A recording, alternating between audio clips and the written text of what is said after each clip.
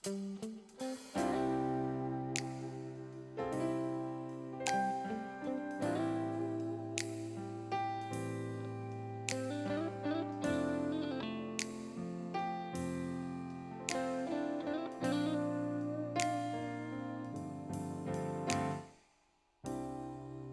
ที่เธอเคยบอกเมื่อวันหนึ่งเราจะไม่พร้อมทุกสิ่งและฉันเองคือตัวจริงส่วนเขาไม่มีความหมายใดแต่คำที่เธอเคยบอกเมื่อวานต่อให้ฟังดูดีแค่ไหนไม่จริงจังในความหมายเพิ่งรู้เธอแค่พูดไป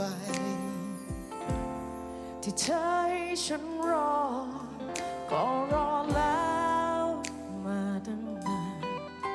ไม่อยากทำให้รำคาญแต่จะให้ฉันทรมานไปถึงไหน